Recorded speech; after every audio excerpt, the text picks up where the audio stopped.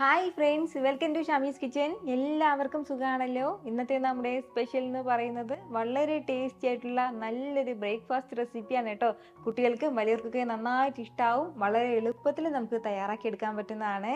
അപ്പോൾ ഈ വീഡിയോ ഇഷ്ടമായാൽ ഇതൊന്ന് ലൈക്ക് ചെയ്യാനും കൂടെ തന്നെ സബ്സ്ക്രൈബ് ചെയ്യാനും ആ തൊട്ടടുത്ത് കാണുന്ന ബെല്ലൈക്കനിൽ ഓൾ മറക്കാതെ കൂടെ ഒന്ന് പ്രസ് ചെയ്തേക്കണേ. എന്നാൽ ശരി, ഇതെങ്ങനെയാണ് തയ്യാറാക്കുന്നത് വേഗം ഒന്ന് കണ്ടു നോക്കാം. അപ്പോൾ ഇത് തയ്യാറാക്കി എടുക്കാനായിട്ട് ഞാനിപ്പോൾ ഒരു ബൗളിലേക്ക് 2 പഴം എടുത്തിട്ടുണ്ട്. റോബസ്റ്റ പഴമാണ് എടുത്തിട്ടുള്ളത്. നന്നായിട്ട് പഴുത്ത പഴം നോക്കി എടുക്കണം. അതുപോലെ തന്നെ നമുക്ക് ചെറുപഴം ഇതിലേക്ക് ഉപയോഗിക്കാവുന്നതാണ്. നേന്ത്രപ്പഴം എടുക്കരുത്. അപ്പോൾ ഇതുപോലെ ഒരു മീഡിയം സൈസ് വലിപ്പത്തിലുള്ള 2 പഴം കേട്ടോ നമുക്ക് ആവശ്യമായിട്ടുള്ളത്. കൂടെ പിന്നെ ഇനി നമുക്ക് ഇതിലേക്ക് വേണ്ടത് ഒരു മുട്ടയാണ്. അത്യാവശ്യം വലിയ മുട്ടയിൽ ഒരു മുട്ടയും കൂടി ഇതിലേക്ക് ചേർക്കാം. ഇനി നമുക്കിതിലേക്ക് ഒരു 2 ടേബിൾ സ്പൂൺ അളവിൽ പഞ്ചസാരയും കൂടി ചേർക്കാവുന്നതാണ്. ഇനി ഇതിലേക്ക് നമുക്ക് വേണ്ടത് പാലാണ്. ഒരു 1/2 കപ്പ് അളവിൽ റൂം ടെമ്പറേച്ചറിലുള്ള പാൽ ഇതിലേക്ക് ചേർക്കാവുന്നതാണ്.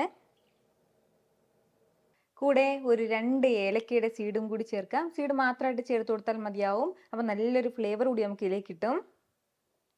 ഇനി നമുക്കിതിലേക്ക് വേണ്ടത് ഈസ്റ്റ് ആണ്. 1/2 ടീസ്പൂൺ അളവിലാണ് ഈസ്റ്റ് എടുത്തിട്ടുള്ളത്. അതും കൂടി ചേർക്കാം. ഈസ്റ്റ് എടുക്കുമ്പോൾ എപ്പോഴും ഫ്രഷ് ആയിട്ടുള്ള ഈസ്റ്റ് വേണം കേട്ടോ എടുക്കാനായിട്ട്. അതല്ലാന്നുണ്ടെങ്കിൽ കുറച്ചധികം സമയം എടുക്കും ഇത് ഫെർമെൻ്റ് ആയിട്ട് കിട്ടാനായിട്ട്. അപ്പോൾ ഇത് ഇത്രയും ആയി കഴിഞ്ഞാൽ ഇനി നമുക്ക് ഇത്രയും ഒരു മിക്സിയുടെ ജാറിലേക്ക് മാറ്റിയിട്ട് നല്ലതുപോലെ തന്നെ ഒന്ന് ബ്ലെൻഡ് ചെയ്തെടുക്കാം.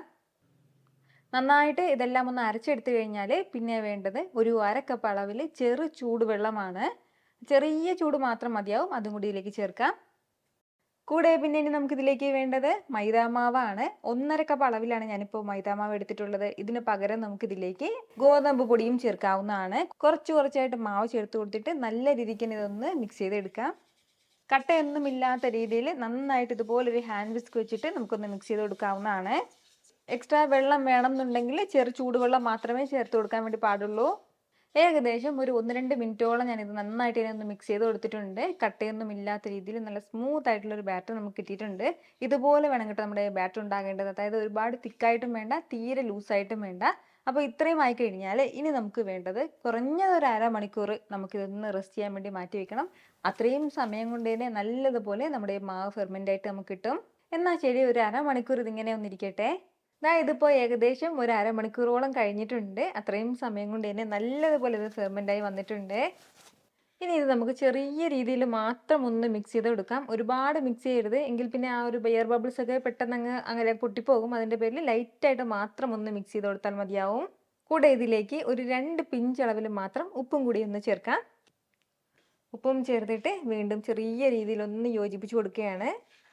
ഈ ഒരു രീതിക്ക് ചെറുതായിട്ടൊന്ന് മിക്സ് ചെയ്ത് യോജിപ്പിച്ചെടുത്തു കഴിഞ്ഞാൽ ഇനി നമുക്ക് വേഗം തന്നെ ഇതൊന്ന് ചുട്ടെടുക്കാവുന്നതാണ്. ഞാനിപ്പോൾ ഒരു പാൻ അടുപ്പത്തേക്ക് വെച്ചിട്ടുണ്ട്. അതൊന്ന് ചൂടായി വരുന്ന സമയം ഇതിലേക്ക് നമുക്ക് മാവ് ചേർത്ത് കൊടുക്കാവുന്നതാണ്. ആവശ്യമുള്ള മാവ് ചേർക്കാം. എത്രത്തോളം വലിപ്പത്തിനാണ് നമുക്കിത് വേണ്ടത് അതിനനുസരിച്ചിട്ടുള്ള മാവ് ചേർക്കാവുന്നതാണ്. എന്നിട്ട് നമ്മൾ ഫ്ലെയിം മീഡിയത്തിൽ തന്നെ വെച്ചിരിക്കണം. മീഡിയത്തിൽ വെച്ചിട്ട് ഇതിൽ കംപ്ലീറ്റ് ഹോൾസ് ഇങ്ങനെ വന്നു തുടങ്ങും. ചെറുതായിട്ട് ഇങ്ങനെ പൊട്ടി തുടങ്ങും. എല്ലാ ഹോൾസും വന്നു കഴിഞ്ഞിട്ട് മാത്രം നമുക്കൊന്ന് അടച്ചു വെക്കാവുന്നതാണ്. ഒരു 30 സെക്കൻഡ് മാത്രം ഒന്ന് അടച്ചു വെച്ചിരുന്നാൽ മതിയാവും കേട്ടോ. പെട്ടെന്ന് തന്നെ വെന്ത് കിട്ടിക്കോളും. അപ്പോൾ 30 സെക്കൻഡിന് ശേഷം ഇതുപോലെ നല്ല പെർഫെക്റ്റ് ആയിട്ട് ഇത് വെന്തിട്ടുണ്ടാവും. ഇനി ഇതിന് മുകളിലേക്ക് ഒരല്പം നെയ്യോ ബട്ടറോ ഒന്ന് നമുക്കൊന്ന് പൊട്ടി കൊടുക്കാവുന്നതാണ്. എന്നിട്ട് നമുക്കിത് എടുക്കാവുന്നതാണ് കേട്ടോ.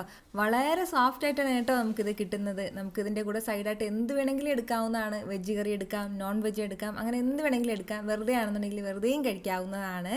ഇതുപോലെ തന്നെ നമുക്ക് എല്ലാം തയ്യാറാക്കി എടുക്കാവുന്നതാണ്. ട്രൈ ചെയ്ത് നോക്കുന്നവരൊക്കെ മറക്കാതെ ഫീഡ്ബാക്ക് ഒന്ന് അറിയിച്ചേക്കണം. കാരണം നിങ്ങളുടെ ഫീഡ്ബാക്ക് കാണുമ്പോഴായിരിക്കും അത് മറ്റുള്ളവർക്കും തയ്യാറാക്കി നോക്കണം എന്നുള്ളൊരു പ്രചോദനം ഉണ്ടാകുന്നത്. എത്ര എളുപ്പത്തിലും രുചികരമായിട്ടാണല്ലേ നമ്മൾ തയ്യാറാക്കി എടുത്തിട്ടുള്ളത്. അപ്പോൾ ഇത് ഇഷ്ടമായാൽ ഇതൊന്ന് ലൈക്ക് ചെയ്യാനും കൂടെ തന്നെ നിങ്ങളുടെ ഫ്രണ്ട്സിനും ഫാമിലിക്കും എല്ലാവർക്കും ഇതൊന്ന് ഷെയർ കൂടി ചെയ്ത് കൊടുത്തേക്കണം. ഇതുപോലുള്ള റെസിപ്പിക്ക് വേണ്ടിയിട്ട് നമ്മുടെ ഷമീസ് കിച്ചൻ ചാനൽ ഫോളോ ചെയ്യാനും സബ്സ്ക്രൈബ് ചെയ്യാനൊന്നും ആരും മറക്കരുത്. വീണ്ടും നല്ലൊരു ഷാർ വീഡിയോ ആയിട്ട് നാളെ കാണാം. അതുവരേക്കും എല്ലാവരും ഹാപ്പി ആയിട്ടിരിക്കുക, സന്തോഷമായിട്ടിരിക്കുക, എല്ലാവരും സേഫ് ആയിട്ടിരിക്കണം. Take care friends. ടാറ്റാ.